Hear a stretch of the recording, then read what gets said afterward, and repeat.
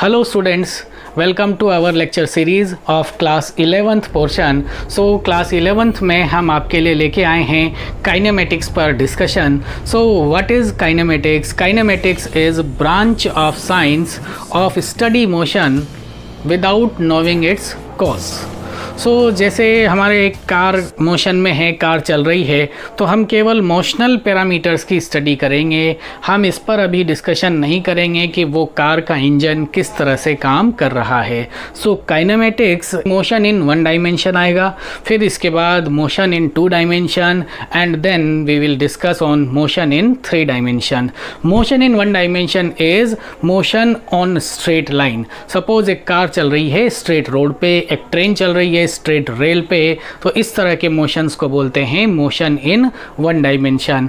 इस motion in one dimension के लिए आप बेसिक नॉलेज क्लास 9th में भी ले चुके हैं. क्लास 9th में जो आपने मोशन वाला चैप्टर पढ़ा उसी का अब मैथमेटिकल एक्सटेंशन क्लास 11th में पढ़ने जा रहे हैं.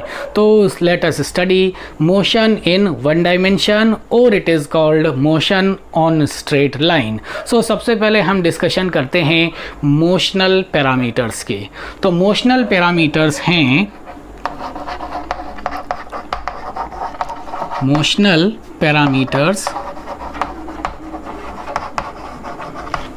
पैरामीटर्स में हम डिस्कशन करेंगे नंबर 1 पोजीशन. इसके बाद हम डिस्कशन करेंगे distance. Next we will discuss on displacement. Then we will discuss about speed. Then we will go for velocity. Then we will discuss about acceleration. And then equations of motion.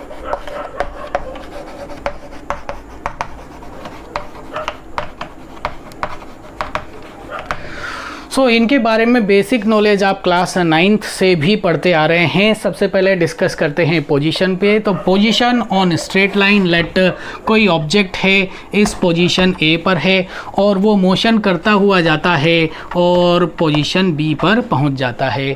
यहाँ पर what is motion, what is state of motion. तो if a body is said to be in motion if its position is changing continuously with time. If its position is not changing with time, then it is said to be in rest.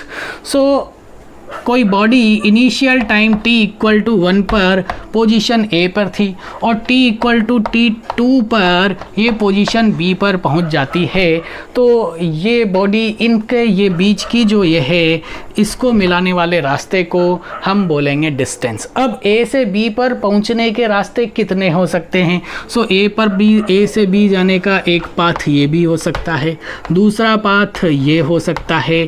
तो number 1 this, number 2 is this और number 3 is this. Distance की बात करेंगे तो distance is just a difference between two positions and it is path dependent. तो रास्ते की shape को लेते हुए इनके बीच की डिफरेंस को देखते हैं तो वो होता है डिस्टेंस.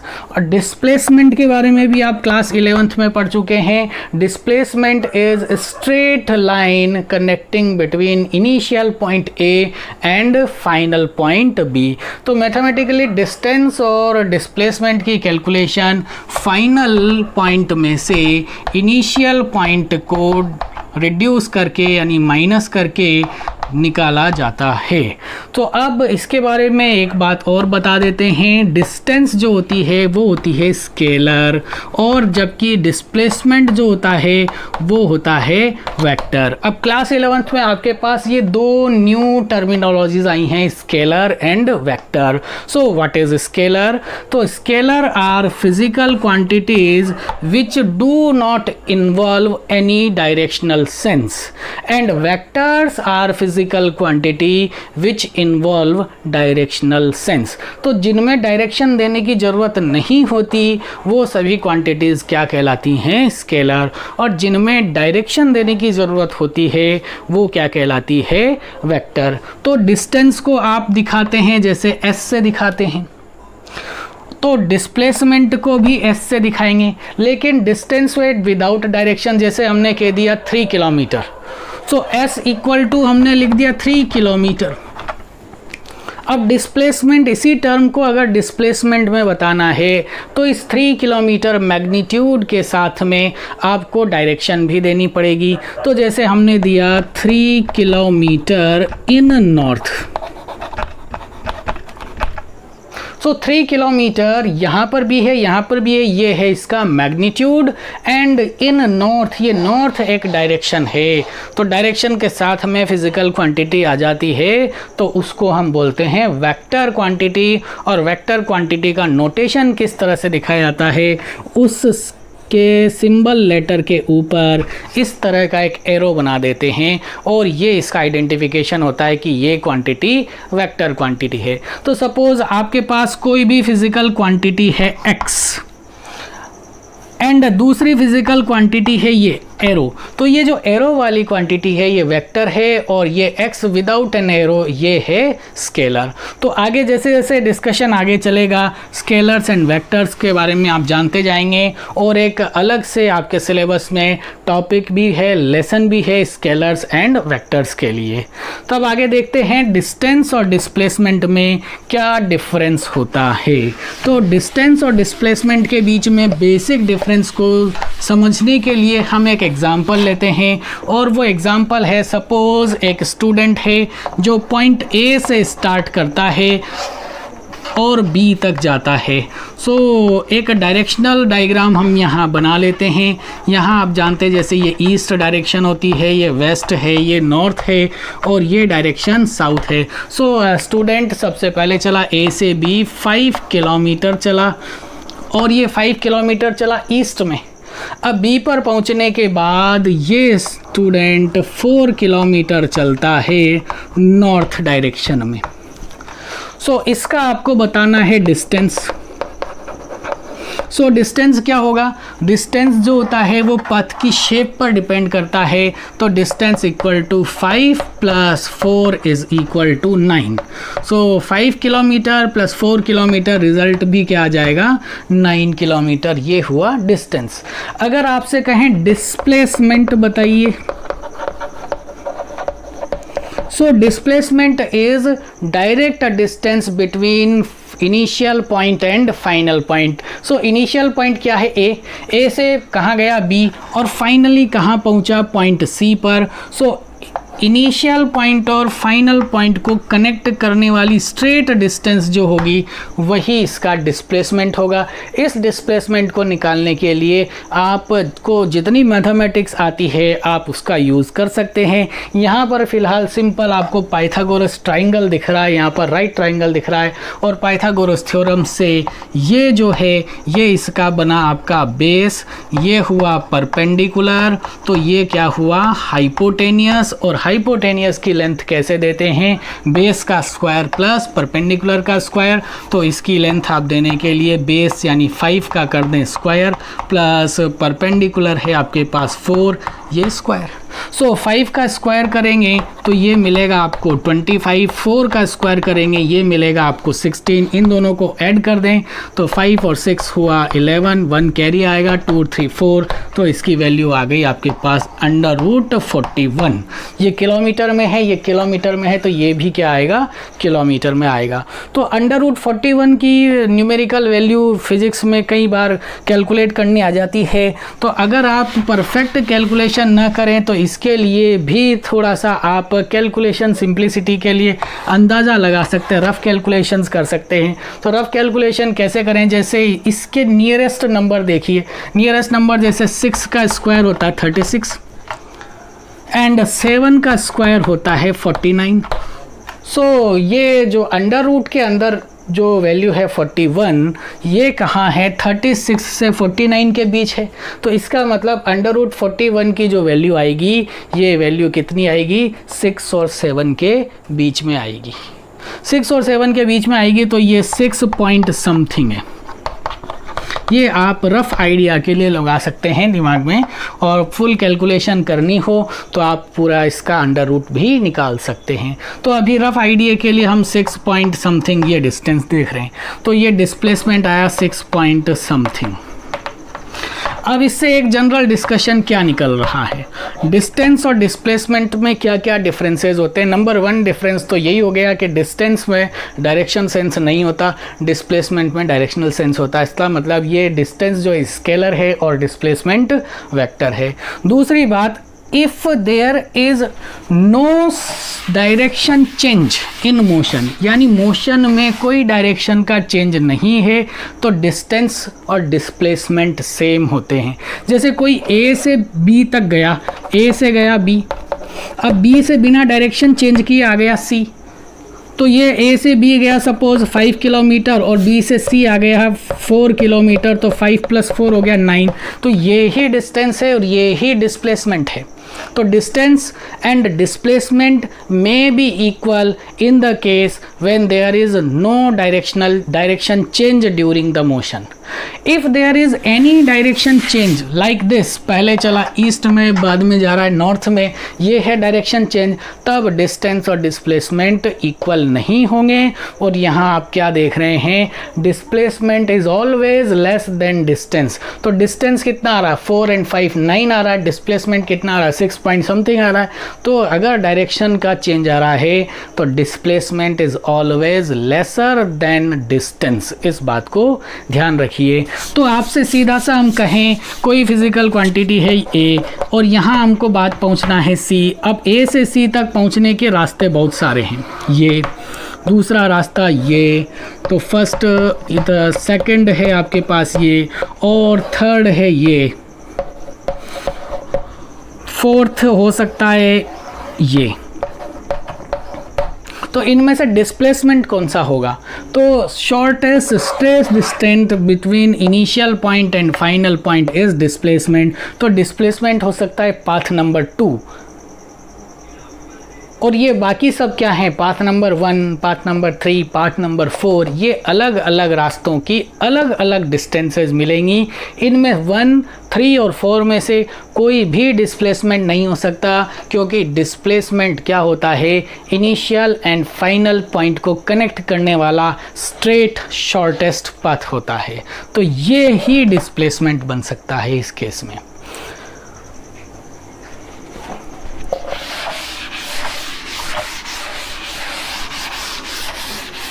नेक्स्ट मोशनल पैरामीटर हम देखते हैं स्पीड। तो स्पीड के बारे में क्लास 9 से आप पढ़ के आ रहे हैं, स्पीड इज इक्वल टू होता है डिस्टेंस अपॉन टाइम। डिस्टेंस को जनरली किस में मेज़र करते हैं, मीटर में, और टाइम को जनरली किस में मेज़र करेंगे, सेकंड में। सो स्पीड की मेजरिंग यूनिट क्या हुई, मीटर पर सेकंड। इसकी अदर यूनिट्स भी हो सकती हैं, जैसे मीटर में ना करके आप किस में ले सकते हैं, इसको किलोमीटर में, और सेकंड वाले टाइम को भी लार्ज करके आप किस में लिख सकते हैं, आवर में। तो स्पीड का मेजरिंग अनदर यूनिट भी क्या होती है, किलोमीटर पर आवर। इसकी अदर यूनिट्स भी हो सकती हैं, जैसे माइल्स पर आवर। तो जिन कंट्रीज़ में किलोमीटर ज़्यादा चलता है वहाँ किलोमीटर पर आवर में देते हैं। जिन कंट्रीज़ में माइल्स वाला सिस्टम ज़्यादा आता है, जैसे अमेरिकन कंट्रीज़ में क्या होता है, अधिकतर बुक्स माइल्स पर आवर में न्यूमेरिकल देती हुई दिखाई देंगी। जबकि ब्रिटिश सिस्टम जहाँ चलता है, जैसे इंडिया, ब्रिटेन, इन कंट्रीज़ की बुक्स में ज़्यादातर मोशनल पैरामीटर्स किस में दिए जाते हैं, किलोमीटर पर आवर में। तो आज भी हम गाड़ी की स्पीड बताते हैं कैसी चल रही है, 80 किलोमीटर पर आवर। तो किलोमीटर पर आवर हमारे यहाँ चलने वाला कॉमन यूनिट है, किसकी मेजरिंग है, स्पीड की। SI सिस्टम यानी सिस्टम इंटरनेशनल, जिसके बारे में आपने लेसन नंबर 1 में पढ़ा। SI यूनिट क्या है इस मोशन की? मीटर पर सेकेंड, और इसको कन्वर्ट किया जा सकता है किसी भी यूनिट में। अब स्पीड के बारे में और क्या जानकारी लेते हैं। तो अब क्लास 11th में स्पीड की एक अलग तरह की डिफरेंट डेफिनेशन देंगे, और वो क्या है? ये है speed is rate of change in distance with respect to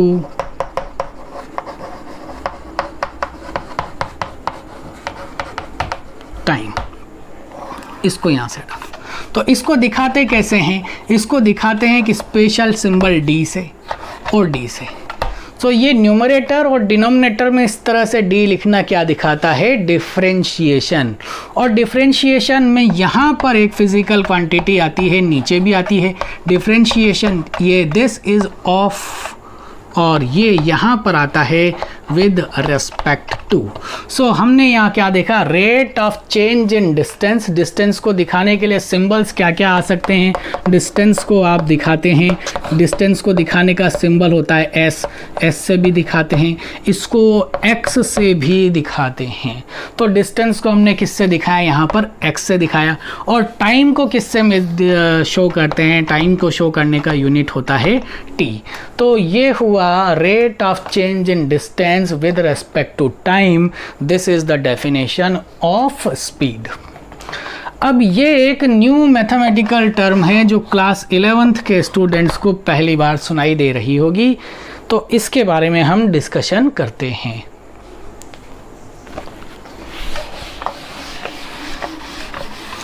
थोड़ा सा मैथमेटिक्स समझ लेते हैं, और मैथमेटिक्स समझें तो सबसे पहले समझते हैं डिफरेंशिएशन इज व्हाट।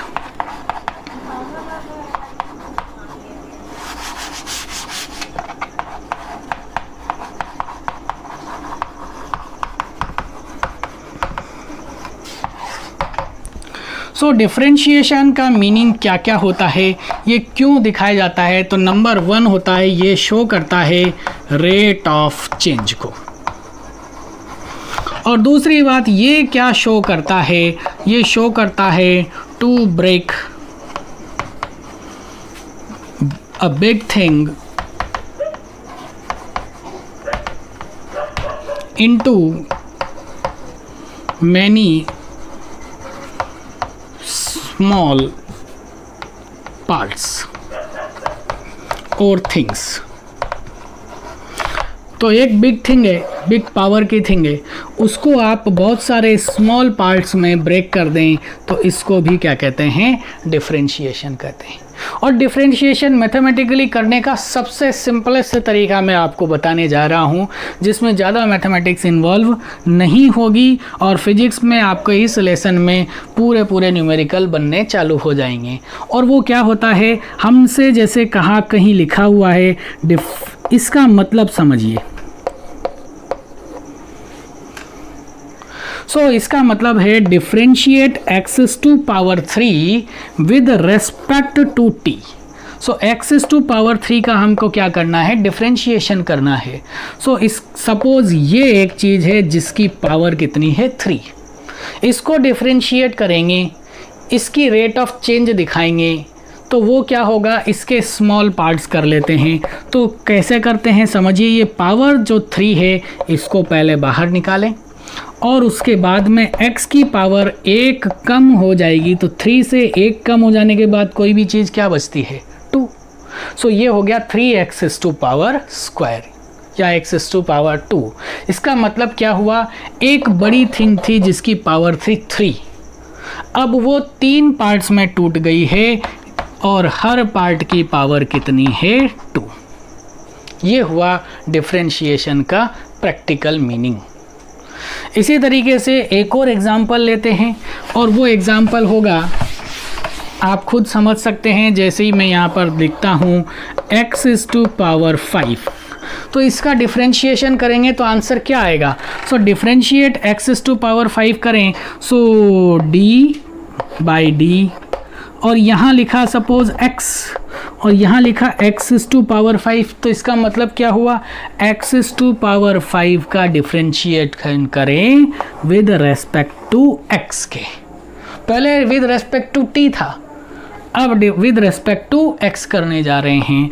इसका मीनिंग भी समझेंगे, लेकिन पहले इसको समझ लेते हैं। तो क्या आंसर आना चाहिए, 5 को बाहर निकालिए और इस 5 की पावर को एक रिड्यूस कर दीजिए। तो इसका प्रैक्टिकल मीनिंग क्या हुआ, एक थिंग थी जिसकी पावर थी 5, अब वो कुछ छोटे टुकड़ों में टूट गई है और उन सभी टुकड़ों की पावर कितनी है, पावर है 4, पावर है 4, पावर है 4, पावर है 4, और ये टुकड़े कितने हैं, ये टुकड़े हैं 5। सो ये 1 2 3 4 एंड 5 टुकड़ों में टूट गई है, 5 स्मॉल पार्ट्स में ब्रेक हो गई है।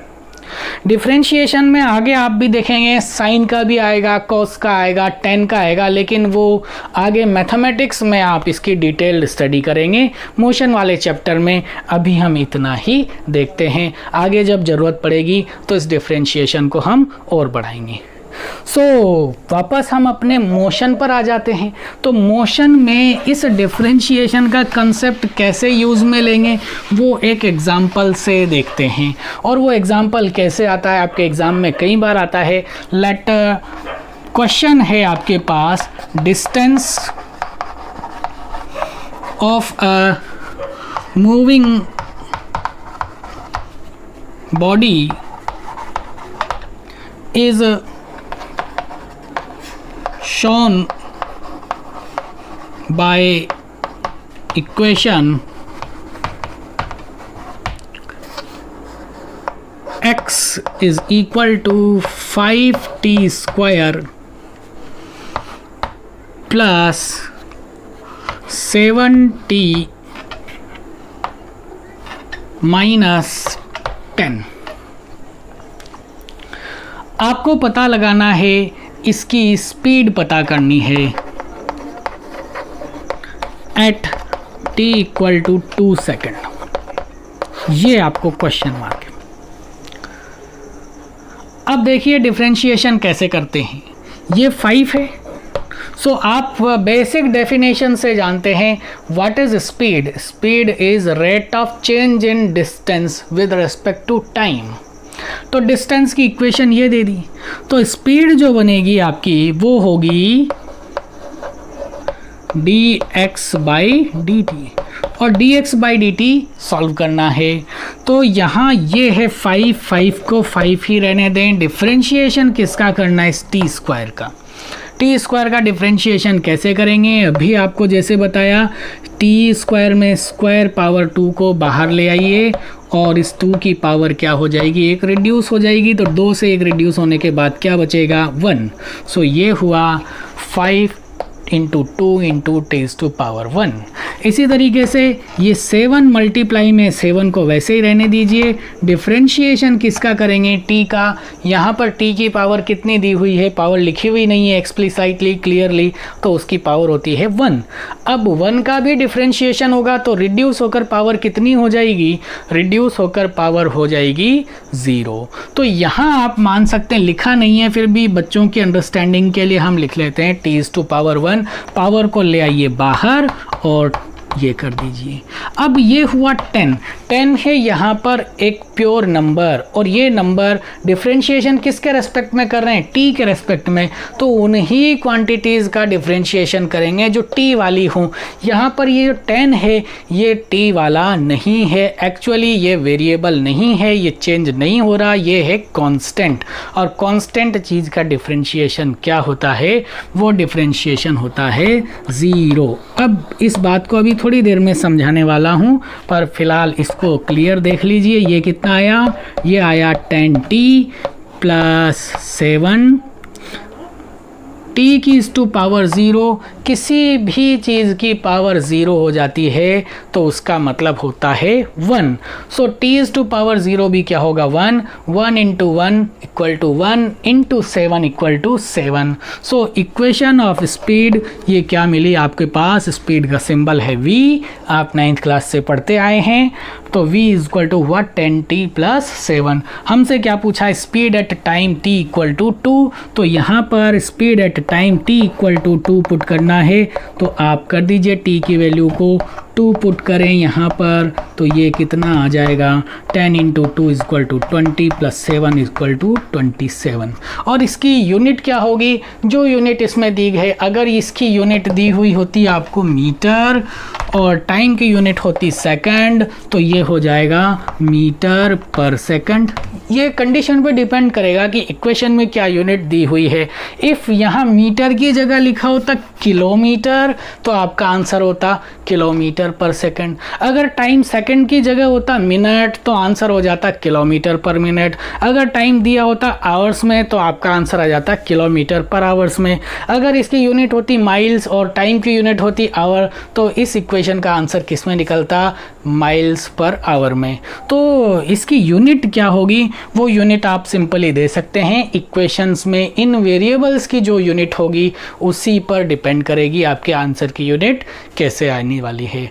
अब जो ये बात थी हमारा, इस बात पे डिस्कशन के लिए एक एग्जांपल और लेते हैं।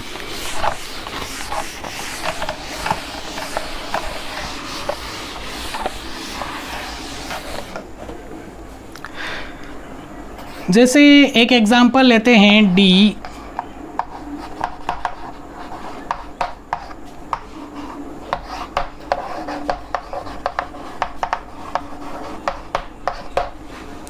सो यहाँ पर लिखा हुआ differentiate lion is to power 5 with respect to animal.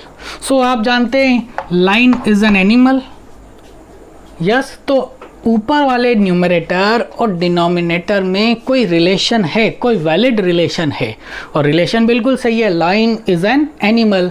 तो इसका डिफरेंशिएशन होके क्या हो जाएगा, जैसा हमने बताया पावर को मल्टीप्लाई में ले आइए और फिर जो अंदर है उसको अंदर लिखा रहने दीजिए और पावर को एक क्या कर देंगे, रिड्यूस कर देंगे, तो ये हो गया। लेकिन आपसे पूछा जाता d बाई डी, यही LION, lion is to power 5 divide by bird. So इसका मतलब क्या हुआ, differentiate lion is to power 5 with respect to bird. अब आप अपने आप से पूछिए क्या लाइन एक बर्ड है, क्या लाइन बर्ड्स की कैटेगरी में आता है, नहीं आता। इसका मतलब लाइन और बर्ड में यहाँ कोई वैलिड रिलेशन अभी तो नहीं दिख रहा, तो यह डिफरेंशिएशन नहीं होगा। अब जब डिफरेंशिएशन ही नहीं होगा तो उसका रिजल्ट क्या आएगा, कोई चीज़ है ही नहीं, तो उसको क्या किससे दिखाते हैं, ज़ीरो से दिखाते हैं। तो जिन क्वांटिटीज़ का डिफरेंशिएशन में जो रेस्पेक्ट में दी जाती है उसका और जिसका करना है ऑफ व्हाट, इन दोनों में कोई वैलिड रिलेशन ना हो या इसके साथ में इसमें कोई चेंज ना हो रहा हो, कांस्टेंट बनी हुई हो, तो उसका डिफरेंशिएशन क्या हो जाता है, ज़ीरो हो जाता है। सो लास्ट इक्वेशन में आपने क्या देखा था, एक प्योर डिजिट आ गया था, प्योर नंबर आ गया था और उसमें t की कोई टर्म नहीं थी और डिफरेंशिएशन करनी किसके रेस्पेक्ट में है, t की टर्म्स में करनी है, इसलिए उसका डिफरेंशिएशन हमने क्या कर दिया था, ज़ीरो। तो एक क्वेश्चन आपके लिए एक्सरसाइज के लिए देता हूँ, आप उसे घर पे करें। तो सपोज ये जो दिया है ये है आपका डिस्टेंस। अब डिस्टेंस दे रहे हैं हम 5t³ plus 6t² minus 10t plus 5 ये। तो आप इस इक्वेशन का डिफरेंशिएशन करके बताएं dx बाई dt क्या आना चाहिए, ये आप खुद करके देखें, अपने रिज़ल्ट को कमेंट करके हमें आंसर बताइए।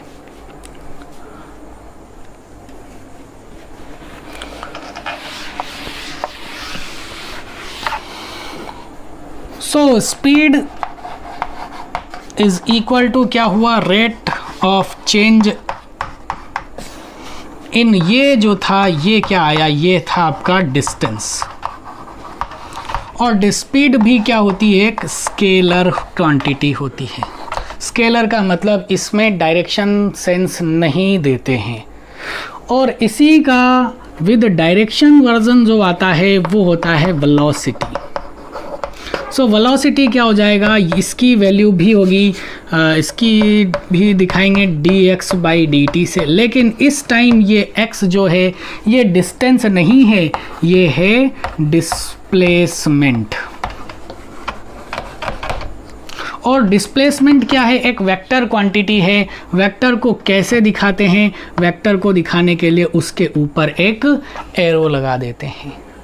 स्पीड का जनरल सिंबल क्या होता है, v, तो वेलोसिटी का जनरल सिंबल भी क्या होगा, v। बट ये क्या है, स्केलर, और ये क्या है, वेक्टर।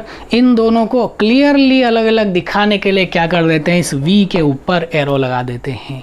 तो जब मोशन की इक्वेशंस में आपको केवल दिखता है v, तो उसका मतलब हुआ स्पीड। और आपको अगर दिखता है इस तरह से v वेक्टर, v के ऊपर एरो लगा हुआ, तो आप उसको ऑटोमेटिकली बोलेंगे वेलोसिटी। एंड वेलोसिटी क्या हुआ, rate of change in displacement with respect to time. Distance और डिस्प्लेसमेंट के बीच में एक डिफरेंस और डिस्कशन करते हैं, और वो क्या है, इधर देखिए कि कोई स्टूडेंट है ये, और ये इसका स्कूल है। स्टूडेंट स्कूल जाता है 5 किलोमीटर, और जाकर देखता है कि आज तो संडे है। संडे है तो स्कूल क्या है, बंद है। वो तुरंत घर लौट जाता है। कितना लौटा, 5 किलोमीटर, जिस रास्ते गया था उस रास्ते वापस आ गया। तो इसमें आपसे पूछा जाए डिस्टेंस कितनी कवर करी, तो डिस्टेंस जो है ये है 5 + 5, ये गो और ये कम बैक। तो 5 + 5 = क्या हुआ, 10 किलोमीटर था, तो आंसर भी किस में आएगा, किलोमीटर में। जबकि आपसे पूछा जाए डिस्प्लेसमेंट क्या है, सो डिस्प्लेसमेंट तो डायरेक्शनल सेंस के साथ में आएगी। अगर यहाँ से होम से स्कूल तक जाना +5 किलोमीटर है, तो इसका अपोजिट वापस आना क्या होगा, -5 होगा। तो इस केस में इसकी डायरेक्शनल सेंस दिखानी पड़ेगी। इसको दिखाएं +5 प्लस ये, और वापस आने को कम बैक को दिखाएं -5। तो अब ये क्या हुआ, 0।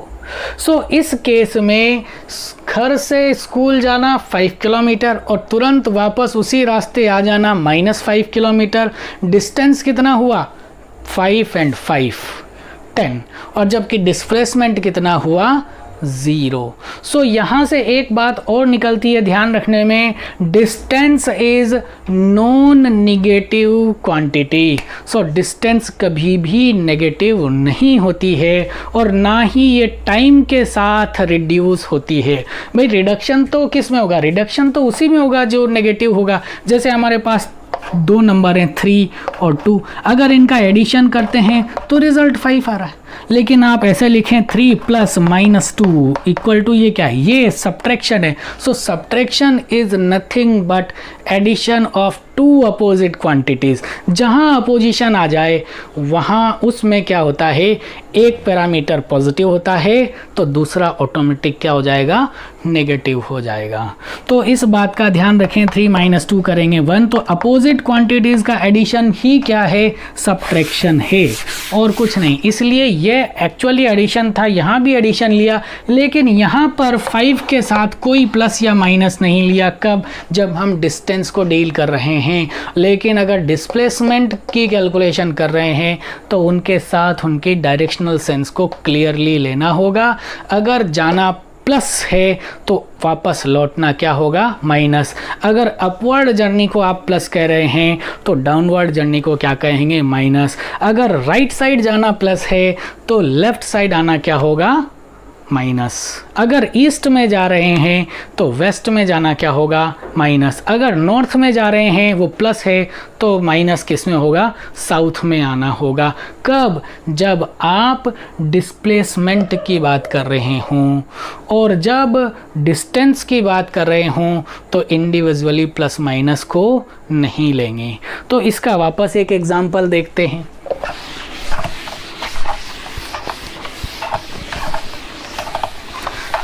एक एग्जाम्पल है कि सपोज कोई बॉडी है, कोई स्टूडेंट है, जैसे ये स्टूडेंट है ए पॉइंट पर है और ये एक सर्कुलर ट्रैक पर दौड़ रहा है।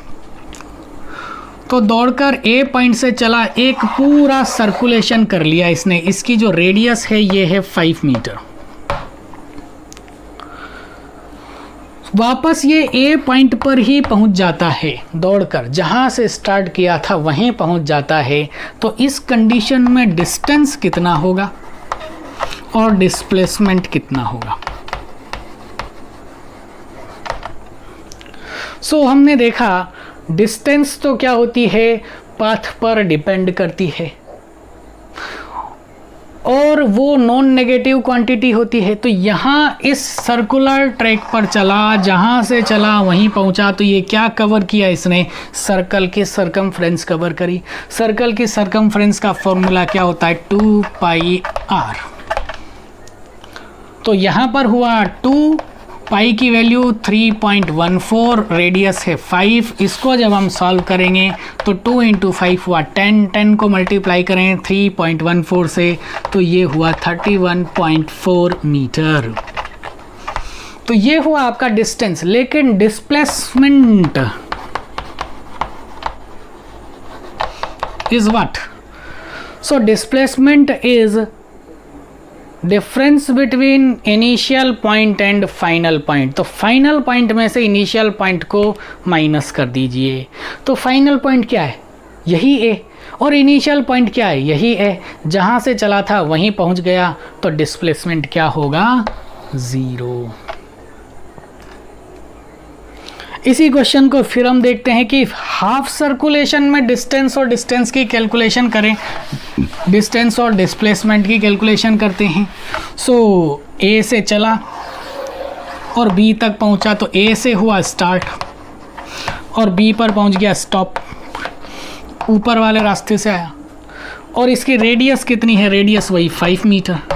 सो ए से चल के बी पर स्टॉप हो जाने में डिस्टेंस कितना कवर होगा, तो डिस्टेंस कवर होगा हाफ, हाफ को लिखते हैं 1/2 से। Half one of one circulation, one circulation की डिस्टेंस क्या होती है, 2πr। सो अभी कैलकुलेशन आपने करी है, 2 × 2 से ये कैंसिल हुआ तो ये क्या मिलेगा, पाई × r। पाई की वैल्यू 3.14, r की वैल्यू है 5। इसको मल्टीप्लाई कर लें, 5 × 4 कितना हो जाएगा 20, 2 कैरी 5 और 2 हुआ 7 और 15.70। लेकिन डिस्प्लेसमेंट,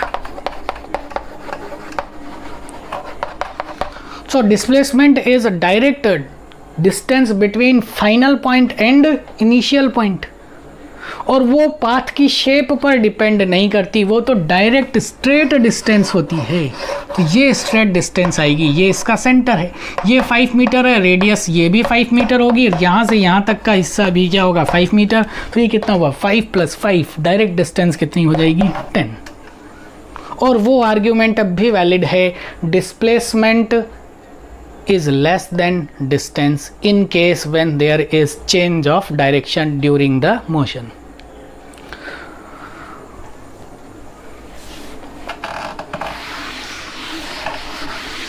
इसी तरीके से आपसे इसी क्वेश्चन में पूछा जाए, क्वार्टर सर्कुलेशन की बात करें। सो स्टार्ट कहाँ से हुआ, ए से, इस डायरेक्शन में चला और स्टॉप हो गया बी पे। इसमें आपसे पूछा जाए डिस्टेंस कितनी, तो डिस्टेंस है ये सरकमफ्रेंस, कर्व पाथ, और ये कितना होगा, क्वार्टर मीन्स 1/4 ऑफ कितना, फुल साइकिल। फुल साइकिल में कितनी डिस्टेंस कवर होगी, 2πr। आप वैल्यूज पुट करके इसकी कैलकुलेशन कर सकते हैं। डिस्प्लेसमेंट कैसे निकालेंगे ये बात ध्यान रखें। और डिस्प्लेसमेंट क्या होता है? फाइनल पॉइंट और इनिशियल पॉइंट को कनेक्ट करने वाली स्ट्रेट डिस्टेंस। अब ये कैसे काउंट होगी? ये कितना है आपका? प्रीवियस क्वेश्चन में 5 मीटर है रेडियस, तो ये भी रेडियस है 5 मीटर। और इस डैश डैश लाइन किसको रिप्रेजेंट कर रही है? डिस्प्लेसमेंट को। ये पाइथागोरस थ्योरम से निकल आएगा। पाइथागोरस थ्योरम वही हाइपोटेनियस, ये हुआ इसका square equal to base square plus perpendicular square. जब इसको सॉल्व करेंगे तो आपको आएगा 5√2। आप एक शॉर्ट ट्रिक भी समझ सकते हैं, जब दो परपेंडिकुलर चीज़ें हों, परपेंडिकुलर मीन्स जिनके बीच एंगल कितना 90 डिग्री हो, और उन दोनों की वैल्यू सेम हो, ये भी 5 है ये भी 5 है, तो हाइपोटेनियस क्या होगा? इसका √2 टाइम्स होगा।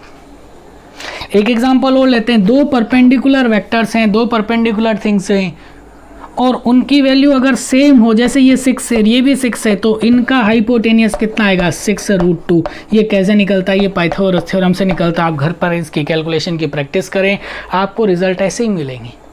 आप फिर एक और देखिए, ये अगर 8 है ये भी 8 है, तो आंसर आएगा 8√2। डायरेक्ट रिजल्ट याद रखें। ये नीट और IIT JEE में फास्ट कैलकुलेशन में आपको बहुत मदद करने वाला है।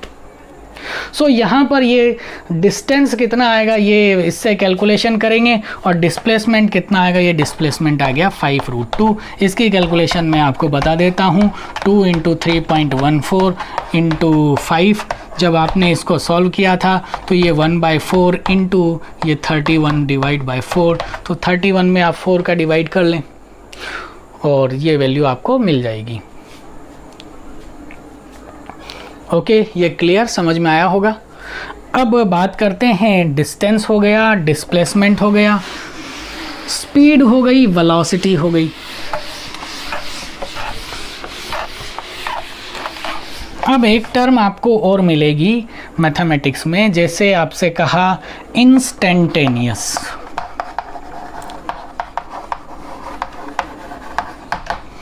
इंस्टेंटेनियस का मतलब क्या होता है? At that moment only. जैसे मैं आपसे कहूँ टाइम बताइए अपनी घड़ी में देख के, और अगर आप टाइम दिखा रहे हैं सेकंड्स में भी कैलकुलेशन कर रहे हैं, जैसे सपोज इस टाइम हो रहा है 7 PM हो रहा है, 7:30 और 20, तो ये 7:30 20 है। आपने टाइम देख के जैसे ही मुझे बताया, मैंने सुना और समझा, इतने में वो 20 सेकंड चेंज होकर 22 हो चुका था। तो आपने जो बताया वो इंस्टेंटेनियस था। वो कब तक वैलिड था? जब आपने उसको नोट किया। तो वो एक पल भर के लिए है। उस वैल्यू को क्या बोलते हैं? इंस्टेंटेनियस। जब टाइम ड्यूरेशन होता है बहुत स्मॉल। उसको मैथमेटिकली हम कैसे दिखाते हैं? ये मैथमेटिकली फिर देखें तो इंस्टेंटेनियस वाट हम कहें इंस्टेंटेनियस स्पीड की बात करें तो स्पीड का फॉर्मूला क्या लिखा था आपने? dx/dt। समझ में आया डिफरेंशिएशन से? अब इंस्टेंटेनियस को दिखाने में क्या करेंगे? इसको लिखते हैं लिमिट, ये है delta t tends to 0। Delta ये जो सिंबल होता है इट इज कॉल्ड डेल्टा, और ये जो डेल्टा होता है ये दिखाता है ड्यूरेशन को। डेल्टा t मीन्स हुआ टाइम ड्यूरेशन, इसको बोलेंगे टेंड्स टू, और it is zero. It is zero means ये ज़ीरो नहीं है लेकिन ज़ीरो की तरफ अप्रोच हो रहा है, यानी बहुत ही कम है। सो जब टाइम ड्यूरेशन बहुत कम हो और आप स्पीड देख के बता रहे हैं तो वो स्पीड क्या होगी? इंस्टेंटेनियस। इसका प्रैक्टिकल मीनिंग क्या हुआ? जैसे आप कोई भी व्हीकल ड्राइव कर रहे हैं, कार ड्राइव कर रहे हैं, बाइक ड्राइव कर रहे हैं, स्कूटी ड्राइव कर रहे हैं, और एकदम से किसी ने कहा कि स्पीड क्या है आपकी गाड़ी की, चेक करके बताओ। तो आपने वो नोट करके लिखा 80 kilometre per hour, 50 kilometre per hour, 40 kilometre per hour. तो जैसे ही आप बोल रहे थे, सामने रोड पर कोई भी पिट आया, खड्डा आया, स्पीड ब्रेकर आया, एकदम से गाड़ी की स्पीड चेंज हो चुकी है। तो वो जो आपने नोट करी थी वो एक इंस्टेंट के लिए ही वैलिड थी, टाइम ड्यूरेशन वेरी स्मॉल था। तो उस स्मॉल को मैथमेटिकली दिखाने के लिए क्या टर्मिनोलॉजी यूज़ आती है, ये लिमिट इस तरह से। तो एनसीईआरटी की बुक में आप पढ़ने जाएंगे तो इस तरह के नोटेशंस आते हैं, और क्लास 11th के बच्चे को जिनको पहले से इसके बारे में कोई आइडिया नहीं होता वो परेशान होते हैं ये क्या लिखा हुआ है। तो परेशान होने की बिल्कुल ज़रूरत नहीं है। ये लिखा हुआ limit time tends to 0 dx/dt, ये स्पीड के बारे में कहा गया, rate of change in distance when time duration is very minute. तो इंस्टेंटेनियस की बात करी, इंस्टेंटेनियस स्पीड ही नहीं, इंस्टेंटेनियस वेलोसिटी भी कह सकता। तो ये वेलोसिटी हो जाएगा जब टाइम, इंस्टेंटेनियस एक्सेलरेशन भी हो सकता है। सो इंस्टेंटेनियस पैरामीटर्स होते हैं for very minute small time period के लिए, और एक लार्ज टाइम पीरियड के लिए जब देते हैं तो उसको बोलते हैं एवरेज। सो अगला डिस्कशन हम करेंगे एवरेज स्पीड पे, एवरेज वेलोसिटी पे नेक्स्ट लेक्चर में। तो आज के लेक्चर में हमने क्या क्या डिस्कशन किया, हमने डिस्कशन किया व्हाट इज़ काइनेमेटिक्स, फिर हमने मोशनल पैरामीटर्स देखे, मोशनल पैरामीटर्स देखा distance, displacement, speed and velocity. अब बच रहे हैं आपके पास acceleration and equations of motion. So acceleration and equation of motion को हम डिस्कस करेंगे नेक्स्ट लेक्चर में। Okay, thank you.